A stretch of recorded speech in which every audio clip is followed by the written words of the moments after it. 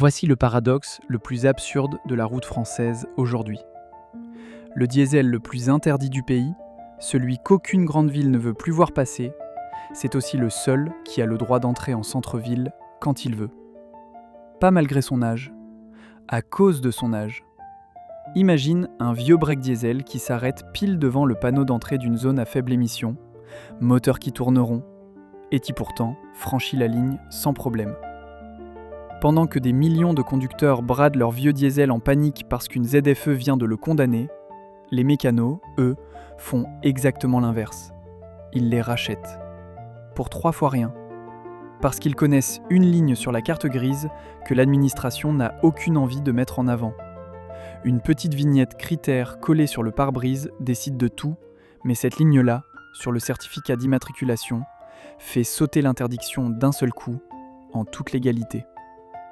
Aujourd'hui, je te montre comment marche cette astuce, quels diesels sont concernés et pourquoi ceux qui savent se dépêchent d'acheter avant que tout le monde comprenne.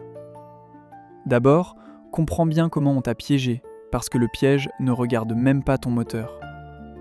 Depuis début 2025, il y a 25 ZFE actives en France, et sur une carte du pays, tu vois les grandes villes s'allumer une à une. Paris, Lyon, Marseille, Grenoble.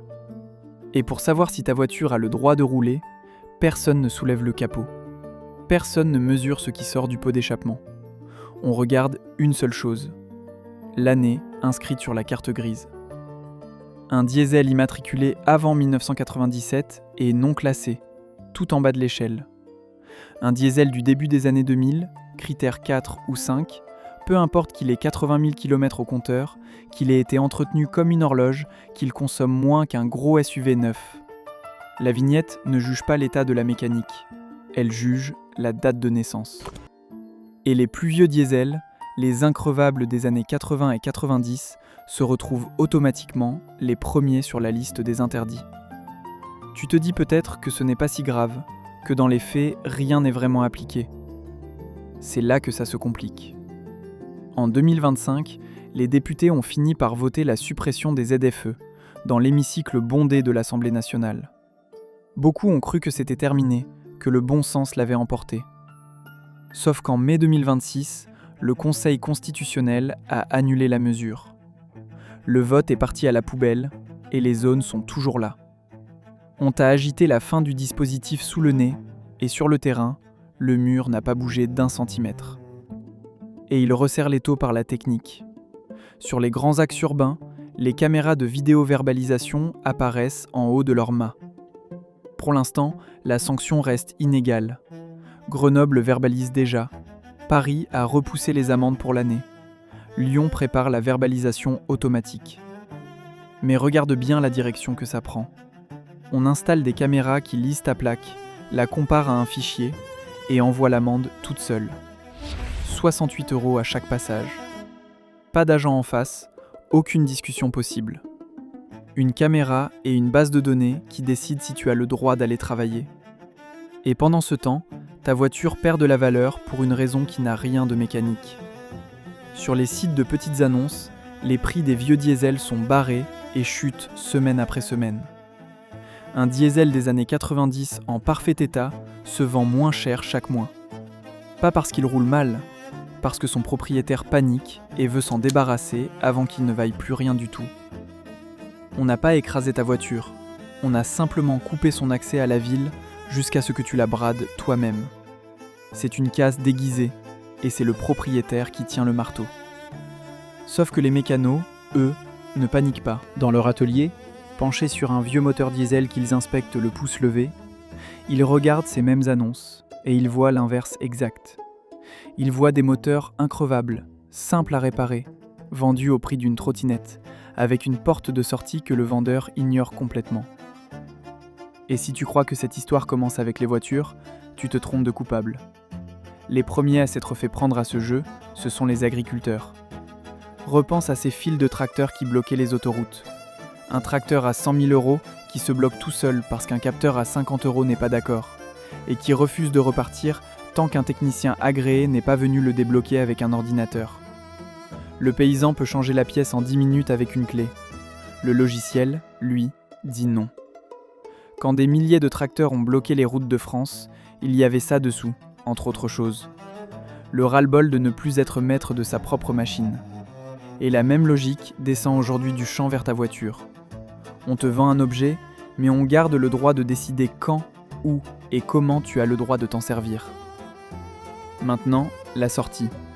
Elle tient en un seul mot imprimé sur le certificat d'immatriculation, un mot qu'on voit apparaître en gros plan sur la carte grise. Collection. Voilà comment ça marche. Un véhicule de plus de 30 ans, resté dans sa configuration d'origine et dont le modèle n'est plus produit, peut demander la mention collection. Le dossier passe par la Fédération française des véhicules d'époque, la FFVE, une soixantaine d'euros, puis par l'administration sur le site de l'ANTS, compte 6 à 10 semaines. Et un arrêté de mai 2021 accorde à ces véhicules une dérogation pour circuler dans les ZFE. Le détail que presque personne ne saisit, c'est que cette dérogation est attachée au type d'immatriculation, pas à toi ni à ton usage. Prends 2 diesels identiques, 30 ans chacun. Le premier, en carte grise normale, reste interdit de ville. Le second, avec la mention collection, entre tranquillement. La seule différence entre les deux, c'est cette ligne. Et voici le retournement complet. Les diesels les plus interdits de France, les non classés, ceux des années 80 et du début des années 90, sont justement ceux qui viennent de franchir la barre des 30 ans. Le moteur le plus condamné par la vignette est le seul assez vieux pour décrocher la sortie légale. Une Peugeot 505 diesel, une Mercedes 240D, une petite 205 diesel qui roule tranquillement en pleine ville. Ajoute les fourgons J5 et C25, la Mercedes 300D, le légendaire moteur XUD, le Toyota Hilux. Ce ne sont pas des voitures de musée, ce sont des mécaniques qu'on répare avec une clé de 12, sans valise, sans code d'accès, sans concession. Et chaque année qui passe, une nouvelle vague de diesel franchit le cap et devient éligible à son tour. Mais attention, parce qu'il y a une condition qui trie tout le monde. Le véhicule doit être d'origine. La moindre grosse modification et la FFVE refuse l'attestation. Autrement dit, la porte de sortie est réservée à ceux qui ont gardé la mécanique propre et honnête. Ceux qui ont trafiqué restent dehors. Concrètement, si tu veux jouer ce coup, tu cherches un diesel d'avant 1996, gardé d'origine, avec un historique propre. Le mécano vérifie le numéro de châssis, la carte grise à la main. Tu l'achètes cash, à un particulier, pendant qu'il croit se débarrasser d'un boulet. Tu montes le dossier FFVE, tu passes la carte grise en collection, et tu te retrouves avec une voiture increvable, exemptée de ZFE, contrôlée tous les 5 ans au lieu de 2, souvent moins chère à assurer, pour un prix que les autres refusent même de regarder. Pendant que ton voisin signe un crédit sur 7 ans pour un SUV neuf bourré d'écrans qui le surveille, toi, tu roules dans une mécanique que tu possèdes vraiment. Un dernier point d'honnêteté, parce que la réglementation bouge vite en ce moment. La dérogation collection s'applique au cas par cas selon les métropoles. Avant d'acheter, vérifie les règles exactes de ta ville. Mais dans la grande majorité des zones, cette ligne reste la clé. Alors avant de brader ton vieux diesel ou de signer pour du neuf, pose-toi la vraie question. Est-ce que ton problème, c'est vraiment ta voiture, ou est-ce qu'il tient en une ligne administrative que tu peux changer pour le prix d'un plein ? On voit le vieux diesel redémarrer et franchir tranquillement le panneau de la zone à faibles émissions. Si tu roules en vieille mécanique et que tu comptes bien la garder, abonne-toi.